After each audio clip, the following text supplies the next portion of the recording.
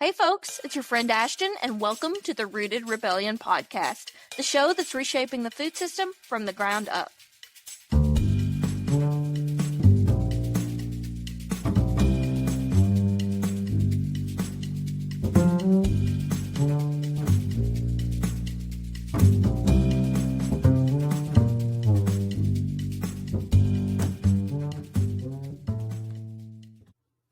Hello, and welcome to the first ever episode of the Rooted Rebellion podcast. My name is Ashton Todd, and I am honored to be your guide on this little journey we're going to take. I am so stinking excited to have you here today. So first of all, whatever you're doing, thank you for listening in. This show has been a long time coming, and I'm so thrilled to be hosting it and to be presenting it through Orion Farmstead. Now, before we get started, I'm going to tell you a little bit about myself, the show, and exactly what you're going to be hearing today. If my accent hasn't given me away, let me go ahead and reveal that I am a Kentuckian. I like to say that I am a Kentuckian by birth and a Montanan by privilege. I like to refer to myself as a budding environmentalist. I was one of those kids that was always getting my hands dirty and exploring nature in a way that is still really special and sacred to me. I'm a 2022 graduate of Georgetown College, located in Georgetown, Kentucky, where I studied English literature and environmental studies. Part of my degree was also studying medieval literature through Regent's Park College of the University of Oxford. And ever since graduation, I have worn a lot of hats, and I don't just mean literally. Immediately after college graduation, I tossed my cap and gown and drove out to Montana. Didn't know a soul there, but I got a job working on a farm for the summer where I met Alexis and Beau, my two founding Orion Farmstead team members. You're going to hear from both of them today and how it is that we've all connected on Orion Farmstead. We're going to explore this a lot more in today's episode and the episodes that follow, but let me give you this brief introduction to Orion Farmstead. Our farm is a permaculture farmstay located in western Montana. We uniquely combine overnight stays and permaculture education. We love providing our guests with a quality stay, and on top of that, we're all about educating our guests. We want everyone to take away something new. One day we'll have a full episode about how we've restored the land where the farm now sits in Ovando, Montana. But for now, let it suffice to say that more than a career, this is a passion project for all of us. And we all bring something special to the table.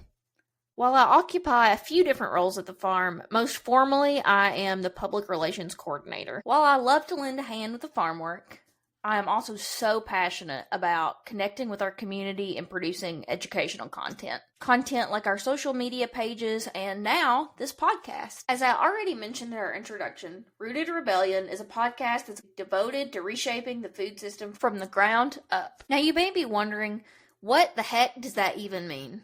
Well, what it means is that each episode we're going to be bringing on doers and dreamers. The folks who are reimagining our food system and what it means to connect to the rest of their natural world. So you can expect to hear from regenerative farmers, soil scientists, educators, environmental advocates, anyone who is dedicated to helping mend this broken system. We'll be exploring how healing the land heals our communities and ourselves. Now, I want to stress, it doesn't matter how much or how little you think you know about this topic. We're going to be offering up something for everyone. On today's episode, I'm going to be introducing you to my fellow Orion Farmstead team members, Alexis Campestre and Beau Milton. And I'm going to tell you up front, this isn't just another farm story. It's a rebellion. Not against people, but against disconnection. From our food, from the land, from truth. And it all started with 3 people, 1 wild dream, and 160 acres in Montana. Let's get started by hearing from the founder of Orion Farmstead. Here's Alexis's story. Hey, Ashton, thanks for setting this podcast up today. So a little bit about myself and how I got to where I am. My mom became a widow when I was 11 years old. My dad died in an avalanche, and that left myself and my 3 younger sisters behind. So as you can imagine, convenience food was a pretty big staple of our diet throughout a lot of my middle school, high school years. That would include like toaster strudels, bagel bites, sodas, that kind of nonsense.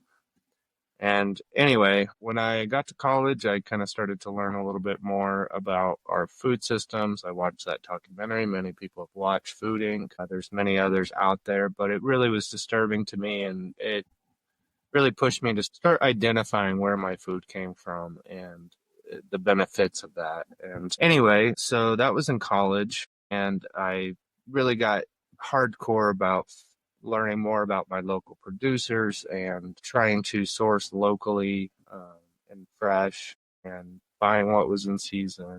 Flash forward to today, I lived all over Montana, Texas, Colorado, Alaska, California, and finally ended up settling in Montana. It just seemed like the perfect mix for me with this agricultural community sort of background, along with the amazingly beautiful landscapes and the mountains and the rivers. I love to fly fish.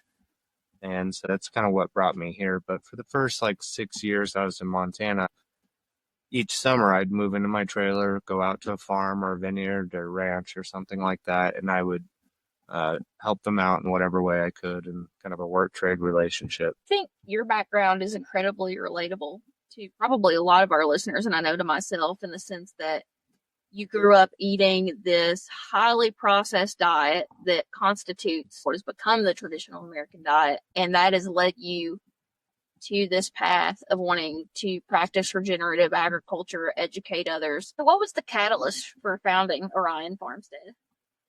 Yeah, thanks, Ashton. So I'd say it really was, my mom died in June 2021. And for many years, I was always kind of trying to live up to this expectation that my mom had of me, of kind of wearing a suit and tie and making buku bucks and, following a more traditional lifestyle. And after she died, it's kind of fucked up to say, but it was kind of a freeing moment for me. I was able to kind of embrace what I was most passionate about, despite whether or not it put money in the bank, although that is a goal. So today with Orion Farmstead, what we're doing is we're dedicated to reawakening within our visitors and understanding of broader community, namely humankind's relationship with the rest of the natural world and the origins of our food. By offering stays out at Orion Farmstead, we are able to celebrate the local agriculture tradition built on neighborliness and resilience, therefore fostering healthy, holistic lifestyles. So you just heard from Alexis, the farm's founder, who took his personal tragedy and dissatisfaction with the food system and turned it into a healing experience for many. But Alexis knew that he couldn't do this by himself. If he was going to make his dream a reality, he had to assemble a team. And that's where Beau and myself come in. Let's hear from Beau now. Thanks, Ashton, for doing the work and putting this together. Appreciate it. Yeah, absolutely. Thanks for sweating it out with me here in the travel trailer to record. Summers in Montana. Never know what you're going to get. So, Beau, do you want to tell us a little bit about your role in the farm and how you came to be here? Yeah, I guess my role here is kind of the general handyman, general contractor / handyman, jack of all trades and master of none. Been on the project for a couple of years now. Alexis and I met up Rock Creek down here outside of Clinton, and Going strong. Still going strong. A couple of years later. So, Beau, we've already established that you're a jack of all trades. How is it that you ended up here at a regenerative agriculture farmstay? Yeah, it's a good question. I sometimes reflect and wonder about that myself. But I was born and raised in Montana. I grew up on 160 acres, small cow-calf operation, and over 120 heritage apple trees that were planted around 1900. So it's kind of a perfect way to grow up. One of three brothers. We always had our own beef and our own raspberries and chickens and ducks. So. I just want to say that when you said beef, I thought you were referring to trouble with your brothers. I'm sure you had that too. Well, we're talking about food here. Come on. Context matters. No, so I grew up pretty close to food and always had a great relationship with it, which is kind of an eye-opener as I went off to college and had a stint in Seattle where a lot of people were really separated from their food. And what did you study in college? Studied wildlife biology, emphasis in fisheries. So going to be a fisheries biologist, and a couple of changes happened in life and didn't end up finishing that. It was kind of interesting, even though I grew up in agriculture. I mean, growing up on 160 acres, I worked on 22,000 acres in a large cow-calf operation. I didn't really see a future in agriculture. There just seemed to be a lack of profit, and this kind of dying mentality in conventional agriculture was 100% something I saw, and nobody really seemed to be enjoying it and doing fun or interesting and engaging things. So, Can you speak more to that for our guests who may not be familiar with the conventions of agriculture today? yeah, so some of the reasons coming off where I was just saying that I didn't see a future in agriculture was, I mean, I think the average age of a farmer or rancher in Montana is 67. Nationwide is 65, or it's mid to upper 60s. Um, and generational ranches are being sold off and consolidated into corporate monopolies at an awfully alarming rate, and we're losing farm ground and agricultural ground. So the outlook for agriculture looked incredibly bleak for setting up a future and eventually providing for a family. Not something I saw in a future at all. But after I moved back from Seattle right about COVID time, and that's where Alexis and I connected, met around a campfire, not much of a better place. But he recommended a book to me called Dirt to Soil. And I was pretty skeptical about it. It sounded a little bit hippie initially from the title. But as I dug into it and read it, the author, Gabe Brown, really opened up my eyes to putting context around the agricultural practices that I grew up in that we now know as conventional versus an entrepreneurial creative approach. Try to find what works. Let's mimic nature instead of being so reliant on external inputs and corporations to be able to sustain us as in agriculture. That turned my entire worldview upside down. And just to highlight it, one of the favorite quotes I have out of his book that applies to so many aspects in life is that if you want to make small changes, change how you do things. If you want to make big changes, change how you see things. So a lot of what my journey has been with agriculture has been a paradigm shift into a creative mimicking nature and working with nature, not against nature. So our goals in these regenerative, permaculture, all these different buzzwords, ultimately it all kind of means trying to work more in harmony with how nature already is. For example, rows and rows of monocrop fields. You don't see that in nature at all. In nature, you always see biodiversity. You don't see cows concentrated in feedlots. You see roaming herds of bison. Those have different ecological impacts, from soil health to plant health to insect diversity, bird diversity. It's part of a whole system. And yeah, I think it's really great that there's a movement now in regenerative agriculture and in permaculture pushing towards that. And that really excites me, coming from agriculture and an ecology background. It's really exciting to be able to put these together. Well, thanks for sharing that, Beau. And I think your journey is relatable as well as Alexis's. You're both coming from two different backgrounds, but noticing the same issues. And I think that shows just how pervasive industrial agriculture is. It's expanding beyond the field into our very lifestyles. And I think it speaks to my background as well. I grew up in what is now considered traditional agriculture. There's been farmers in my family for generations. I think as long as there's been a Todd on American soil, there's probably been a farmer. And, my parents, heavy pesticide use, like heavy use of the soil, not really adding any additional nutrients. And it's confusing to see from people who do have such an intimate relationship with the land and such a love for it. And it's just this vision of agriculture that we have all been sold. And I think that's what we here at Orion Farmstead are just trying to wake people up to and show that there is another way. And I think that speaks to our mission and use of permaculture. So we're talking a pretty big game here about the negative effects of modern agriculture. You might be wondering why we're even farming if we have so many complaints with the conventional system. And that's where permaculture comes in. Would you like to explain permaculture? I got this. So I would say that permaculture is really a more holistic approach to how you view the world. As Beau mentioned earlier with this paradigm shift and Gabe's Brown's quote, change the way that you see things, not the way you do things, if you really want massive change.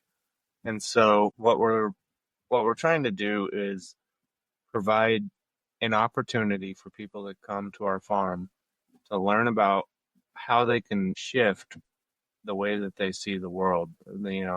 I joked with Ashton and Beau, kind of a joke, that a goal for me would be anybody that comes to stay here, they end up canceling their Amazon subscription by the end of the weekend. Now, yeah, that might be ambitious and somewhat superficial, but it indicates a perspective change. Just to be clear here, what we're talking about, permaculture, it's more than just a system of agriculture. It's totally reshaping your lifestyle in order to work in holistic systems. That can take shape in a myriad of ways. What does permaculture look like here on the farm as we're getting started? Full disclaimer, this is our first growing season. We're implementing farm stays so that people can come here, stay, and learn, as well as just supporting the general revenue of our farm. Alexis, would you like to speak to some of the permaculture practices our farm's implementing? Absolutely. We've got this hydrotherapy setup. It's amazing. Cold plunge, hot wood-fired hot tub, sauna, etc. Right? It's great. But we don't put any chemicals into our hot tub. And as everybody knows, hot tubs can get a little bit slimy after a few days of use. So what do? We don't just drain the water into the ground. What we're working on doing right now is actually draining this water directly into our future duck pond. That way, these ducks have access to pretty warm, nice water year-round. And also, there'll be a bunch of willows and stuff like that. So the intent here is to kind of stack functions. It's not just to have one thing in isolation. We're looking at an entire ecosystem. And that's something we're all really excited about, resource management through permaculture, because it's so much more than just managing and stewarding your resources well. It does develop a connection with the land and a sense of gratitude with what you're being given. Beau, you and I have both worked in more conventional agricultural settings. What differences have you seen between permaculture systems that we're trying to create and the systems at the farms that you've worked at prior? Yeah, good question. This idea of like permaculture is like an interesting concept, permanent agriculture, thinking with a long term in mind and not just sustaining or conservation of what we already have, but improving soil conditions and improving biodiversity and organic matter across the board. One thing I'm really excited about here, and Ashton, I'm sure you can relate from more conventional agriculture. What we're doing here is we're trying to get people who don't have familiarity with agriculture here experiencing and seeing agriculture in action. When I was working on that 22,000 acre place, three of us ran the thing. We were putting in hard hours, long days, etc. But, a lot of our formational discussion about starting this project, this Orion Farmstead, was this disconnect between people who had no familiarity with the origin of their food or agriculture or stewardship of the land. That's what we're focusing on here. We're trying to make it work for ourselves, but we're also trying to be a source where people can come experience it and get that familiarity and that connection to the land once again, and have a care and a passion, and a sense of morality that we have to be stewards over this world that we're living in. And agriculture dominates the majority of land usage across the world. Absolutely. And I think something we've all seen, or we're maybe coming to see, is that big ag thrives on secrecy. Absolutely. The less you know about it, the better for them. All closed doors. Going back to the Food Inc. documentary, that was, if you hadn't seen it yet, watch it. It's disgusting. For sure.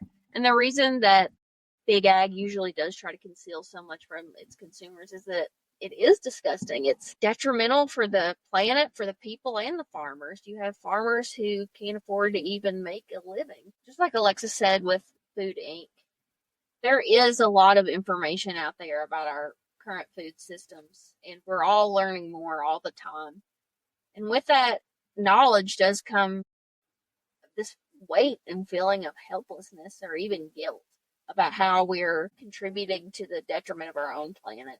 So I guess the question on a lot of our listeners' minds, can they really make a difference? The evidence is there. If you spend $1 at your local food store or local farmer or some local producer, those dollars have a multiplier effect in your local economy 2 to 5 times that single dollar spent. So what that means is you pay your farmer for a bag of vegetables, and that farmer goes to their milk producer and they buy some milk, that money continues to circulate in the same economy versus like going on Amazon. Those dollars are extracted to some other location and nobody locally will benefit. Ashton, as you said earlier, like it seems daunting when all of this information will come up or you start to go down the rabbit holes. But knowing is half the battle. And if you don't know anything about it, you can't be part of any kind of a solution. And I definitely agree for people who advocate for animals' rights against these large corporate operations. It's a horrible life. It's a lot of inhumanity, inhumane conditions that these critters live in. There's no happier animal than a critter living on a small farm. I like what Joel Salatin had said, one of my favorite regenerative agriculturalists back on the East Coast. He said, most critters on a small farm, they live an incredible life with an abrupt ending compared to corporate agriculture, especially, cows, chickens, whatever, living in concentrated animal feed operations. I want to take a second to explore this concept a little more deeply. A concentrated animal feed operation, also known as a CAFO, refers to any operation that confines at least 1,000 animal units for at least 45 days of the year with limited access to vegetation. And there is no upper limit on the animal units. So you might be wondering, what is an animal unit? Let's break it down. The unit varies with the animal and it's all based on weight. But we can give you this example that one beef cow refers to one animal unit. So what that means is that an operation with 1,000 beef cows, let me say that again, at least 1,000, would be considered a CAFO. These CAFOs are rough for a variety of reasons. But the most obvious one, you have animals with limited access to vegetation in a concentrated area producing a lot of waste. Now, in addition to being a huge source of pollution, health experts have also identified CAFOs as being responsible for a host of diseases and disorders in America. And I want to make it abundantly clear that we're not conflating CAFOs with all meat operations. I'm not referring to grass-fed beef operations or other smaller scale meat production, which can often have a lot of benefits to offer for the land. I'm talking strictly about CAFOs. So when we consider the price that we pay for factory farm meat, we're talking about a lot more than dollars. The book called The Omnivore's Dilemma, written by Michael Pollan, really helped open my eyes to what happens beyond the cow-calf operations where we were raising them on this 20,000 acre place and the life that they lead from that. Supporting local and investing in your neighbor. You're not only investing in animal health, investing in community resilience, as Alexis was saying. Well, I know we've given you a lot to chew on today, but just like Beau mentioned earlier, knowing is half the battle, and that's where Rooted Rebellion is here to help. If we haven't made it clear already, this podcast isn't just about us. It's about a movement that's grounded in soil, in story, and in sovereignty. If you share our mission, please be sure to subscribe and share this podcast with someone you think needs to hear it too. You guys, I can't wait to see you again and share some more conversation with you. In the meantime, thanks for joining us and stay rooted.